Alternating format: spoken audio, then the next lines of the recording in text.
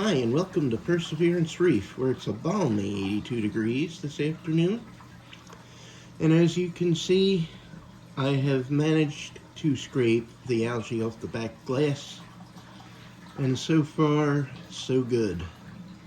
I haven't seen any return of dinoflagellates or any of those bad things. In fact, today, I'd like to talk a little bit about life after dinos. Now, first and foremost, even now, there are still some.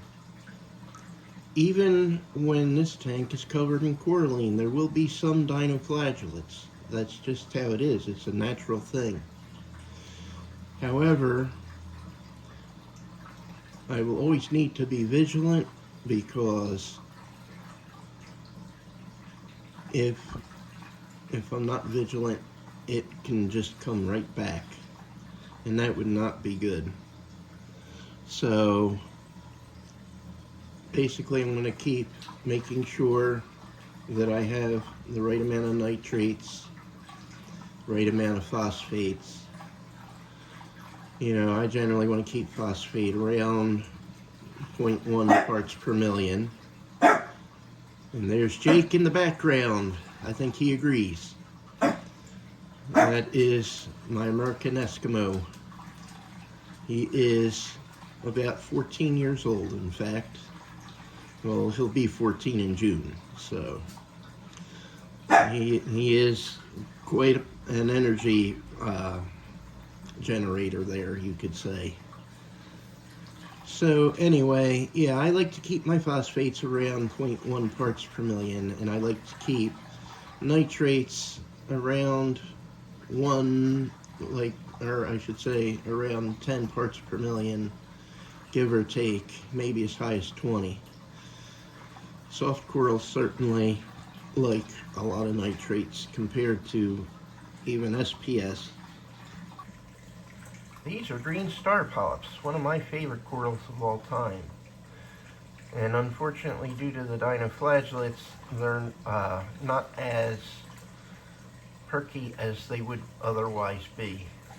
But given some time, they're already beginning to heal, and they're going to look spectacular.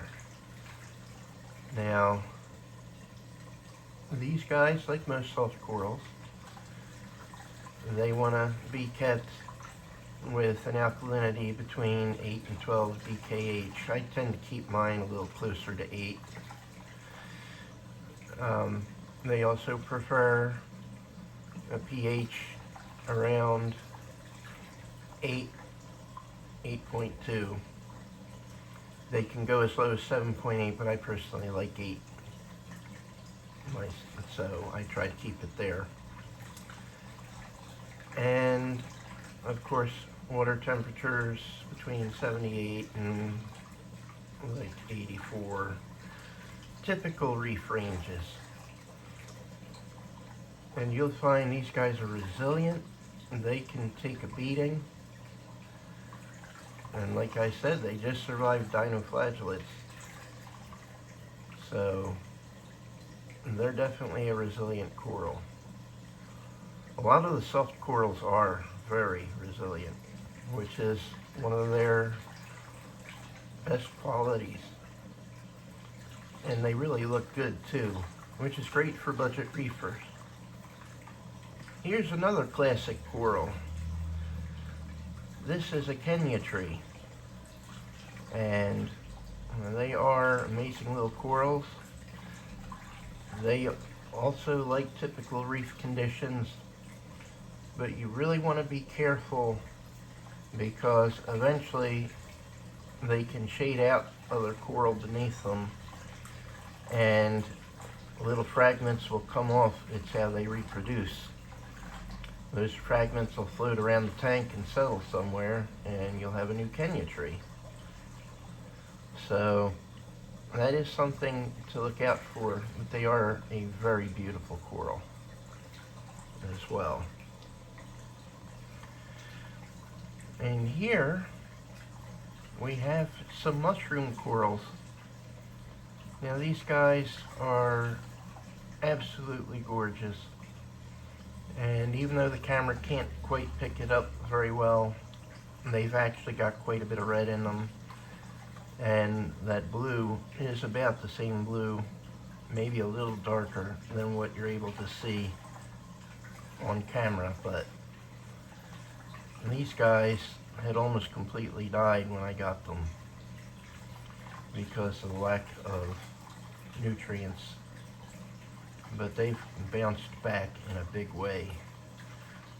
And I actually have more than one type. As you can see, they're here up in the upper left-hand corner. You'll see some that are the same looking, except for the fact that instead of blue bumps, they have red ones. But these are another stunning coral.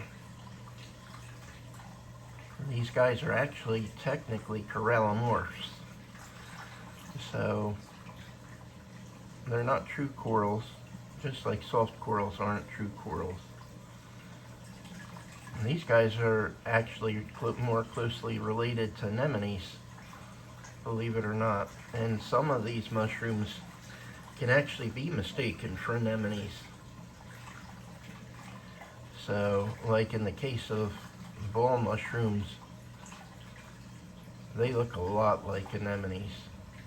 Nor they what some people call strawberry anemones. They're actually also a type of mushroom coral. So these are another of my favorites in here. Now this is my favorite coral out of all of them that I currently have. This is a toadstool, also known as a sarcophyton. Now these guys can grow to be about 24 inches tall, like 6-8 inches around, and they can definitely shade out the coral that's beneath them. So that could be a good thing or a bad thing depending on what coral it is you put underneath them. So that one needs to consider. Now these guys can actually be fragged like a lot of other coral. So you could actually technically have more than one, which is kind of nice.